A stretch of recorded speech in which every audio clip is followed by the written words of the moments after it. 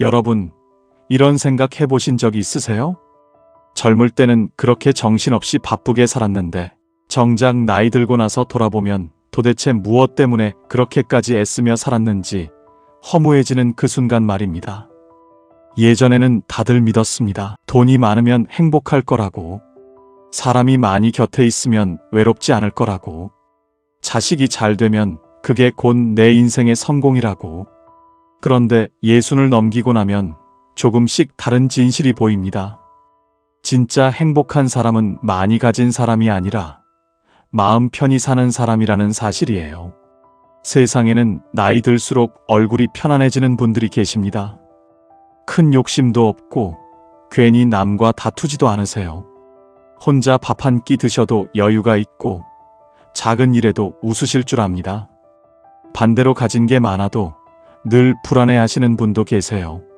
자식 걱정, 돈 걱정, 사람 걱정 속에서 하루하루 마음을 태우며 사시는 거죠. 도대체 무엇이 이런 차이를 만드는 걸까요? 조선의 학자 다산정약용은 말년에 이런 말을 남겼다고 합니다. 노년의 행복은 멀리 있는 것이 아니라 마음 다스리는 법에 달려 있다고요. 참 깊은 말씀이지요.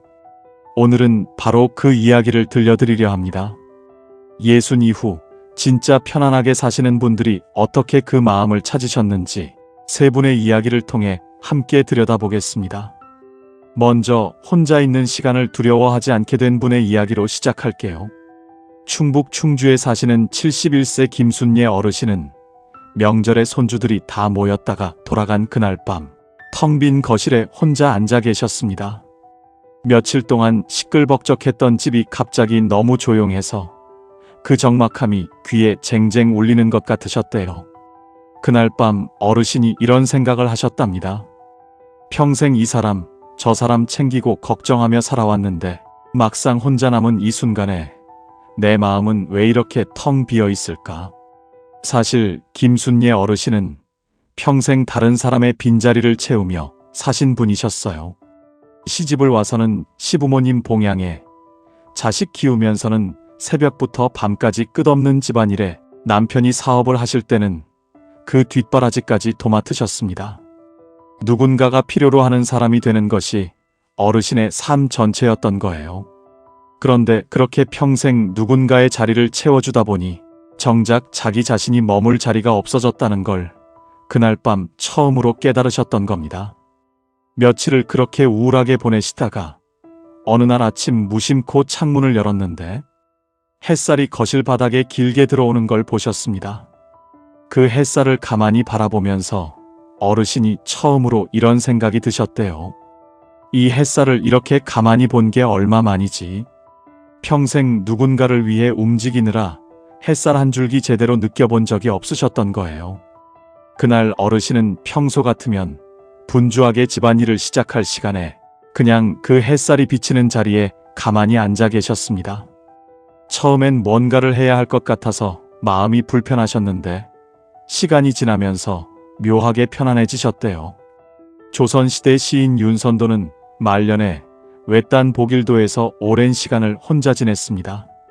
사람들은 그를 외롭다고 생각했지만 그는 자연 속에서 누구보다 평온했다고 전해집니다.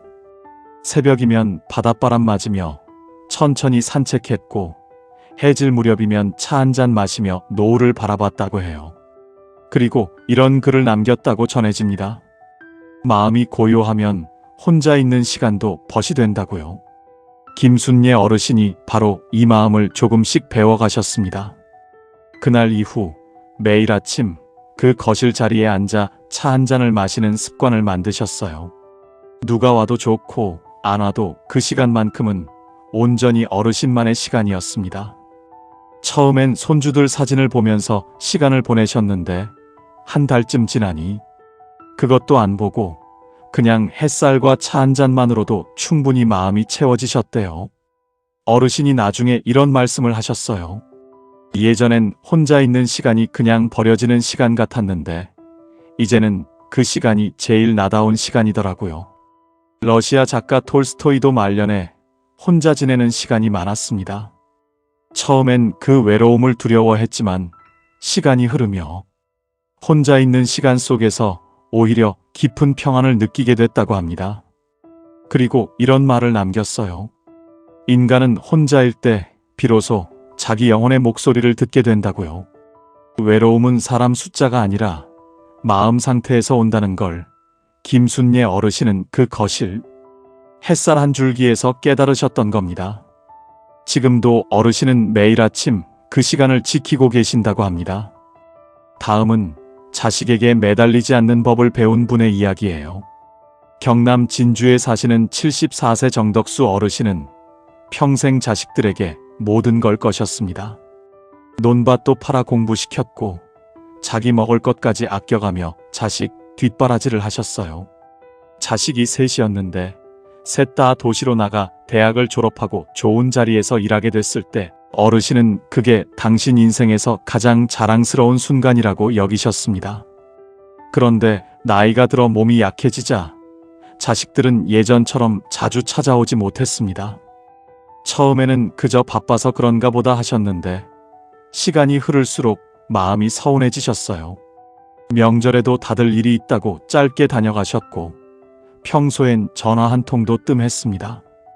어르신은 매일 문밖만 바라보며 자식들이 오기를 기다리는 시간이 늘어났습니다. 마을 버스가 멈출 때마다 혹시 자식이 내릴까 싶어 창밖을 내다보셨대요. 그러던 어느 날 어르신이 동네 노승을 찾아가 이런 말씀을 토로하셨대요. 나는 평생 자식만 바라보고 살았는데 이제 내 마음 둘 곳이 없습니다. 노승이 조용히 이렇게 말했다고 합니다. 사람은 기대를 내려놓을 때 비로소 사랑도 편안해진다네. 정덕수 어르신이 그 말을 듣고 한참을 생각하셨습니다. 처음엔 그 말이 서운하게 들렸대요. 자식을 위해 평생을 바친 사람한테 기대를 내려놓으라니 그게 말이 되냐 싶으셨던 거예요. 그런데 집에 돌아와서 며칠을 곱씹으시다가 조금씩 그 의미가 다르게 다가오기 시작하셨습니다. 기대를 내려놓는다는 게 자식을 덜 사랑하라는 뜻이 아니라 사랑의 방식을 바꾸라는 뜻이었다는 걸 깨달으신 거예요. 조선의 학자 류성룡도 말년에 이런 말을 남겼습니다. 사람을 사랑하되 마음까지 기대어 매달리지는 말라고요. 정덕수 어르신은 그 후로 자식들이 전화 한 통만 해도 진심으로 반가워하시게 됐습니다. 예전엔 그 전화 한 통이 당연한 거라 여겨서 만족이 없었는데 기대를 내려놓고 나니 작은 안부 전화도 감사하게 느껴지셨던 거예요. 어르신이 이렇게 말씀하셨습니다. 기대가 크면 사랑도 무겁더라고요. 기대를 줄이니 똑같은 자식인데 더 예뻐 보였어요. 그리고 더 놀라운 변화도 있었습니다. 어르신이 더 이상 문밖만 바라보지 않게 되니 오히려 자식들이 부담을 덜 느끼고 더 자주 연락을 해오기 시작했다는 거예요. 러시아 작가 도스토옙스키도 인간관계에 대해 이런 말을 남겼습니다. 사람은 사랑받지 못해서 괴로운 게 아니라 기대한 만큼 돌아오지 않을 때 가장 괴롭다고요. 정덕수 어르신은 그 진리를 70이 넘어서야 몸으로 체득하셨던 겁니다. 세 번째는 남의 일에 너무 깊이 끼어들지 않는 법을 배운 분의 이야기입니다.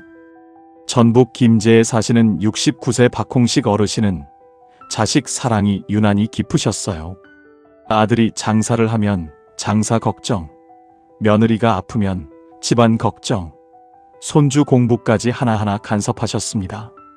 아들이 작은 식당을 열었을 때도 어르신이 매일 전화해서 손님이 몇 명 왔는지, 메뉴를 바꿔야 하는지 일일이 의견을 내셨대요. 처음에는 가족들도 고마워했지만 시간이 흐르며 점점 부담스러워하기 시작했어요. 사소한 일에도 의견을 내고 늘 걱정을 앞세우니 집안 분위기까지 무거워졌습니다. 그러던 어느 날 아들이 조심스럽게 이런 말을 했대요. 아버지, 걱정 때문에 더 숨이 막혀요. 박홍식 어르신이 그 말에 큰 충격을 받으셨습니다. 평생 가족을 위해 산 줄 알았는데 오히려 짐이 되어 있었다는 사실이 너무 서러우셨던 거예요. 그날 밤 어르신이 한참을 혼자 앉아 계셨습니다. 마음속에서 억울함과 서러움이 동시에 올라오셨대요. 그런데 그 서러움 속에서 어르신은 조선의 학자 퇴계 이황의 말씀을 떠올리셨습니다. 나이 들수록 입은 줄이고 마음은 넓혀야 한다는 그 말씀이요. 그날 밤 그 말씀을 곱씹으시다가 어르신은 처음으로 자신을 돌아보게 되셨습니다. 아들의 인생을 진심으로 위한다고 생각했는데 사실은 아들이 스스로 결정하고 시행착오를 겪을 기회 자체를 빼앗고 있었던 건 아닐까 하는 생각이 드셨던 거예요. 그 후로 어르신은 먼저 묻기 전에는 조언하지 않으셨고 자식 문제를 밤새 붙잡고 걱정하지도 않으셨습니다. 처음엔 정말 힘드셨대요. 가게에 손님이 적은 날을 알게 되면 입이 근질근질 하셨다고 합니다. 그런데 참고 참다 보니 신기하게도 아들이 스스로 메뉴를 바꾸고 스스로 영업시간을 조정하면서 가게가 조금씩 나아지기 시작했어요. 몇 년 뒤 어르신이 이런 말씀을 남기셨어요. 가족을 사랑하는 것과 대신 살아주는 것은 다른 일이더라고요. 중국 철학자 장자도 이런 이야기를 남겼습니다. 물은 억지로 밀어도 흐르지 않고 스스로 흘러갈 때 가장 멀리 간다고요. 박홍식 어르신은 그렇게 자식의 인생에서 한 걸음 물러나는 법을 배우셨고 신기하게도 그 후로 아들과의 관계가 훨씬 편안해졌다고 합니다. 지금은 아들이 먼저 어르신께 의견을 물어오는 일이 더 많아졌다고 해요. 자, 이 세 분의 이야기를 들으시면서 어떠셨나요? 김순례 어르신의 거실 햇살이었나요? 정덕수 어르신의 서운했던 빈자리였나요? 아니면 박홍식 어르신이 아들의 말 한마디에 받았던 충격이었나요? 세 분 모두 처음부터 마음이 편안하지는 않으셨습니다. 외로움도 겪으셨고 서운함도 겪으셨고 충격도 받으셨어요. 그런데 그 아픔을 지나면서 공통적으로 깨달은 게 하나 있습니다. 행복은 바깥에서 오는 게 아니라 내 마음을 어떻게 다스리느냐에 달려 있다는 것이에요. 조선의 학자 다산 정약용도 유배 생활 동안 외로운 시간이 많았습니다. 하지만 그는 그 시간 속에서 책을 읽고 글을 쓰며 자기 마음을 다스렸어요. 그리고 이런 말을 남겼다고 전해집니다. 사람은 고요한 시간 속에서 비로소 자기 삶을 이해하게 된다고요. 중국 철학자 장자는 또 이런 말도 남겼습니다. 욕심이 줄어든 자리에 비로소 평안이 머문다고요. 우리는 너무 오래 많은 것을 붙잡고 살아왔습니다. 사람도 붙잡고 걱정도 붙잡고 이미 지나간 일까지 붙잡으며 스스로를 괴롭혔어요. 하지만 세월은 결국 우리에게 한 가지를 가르쳐 줍니다. 내려놓을수록 마음은 가벼워진다는 사실을요.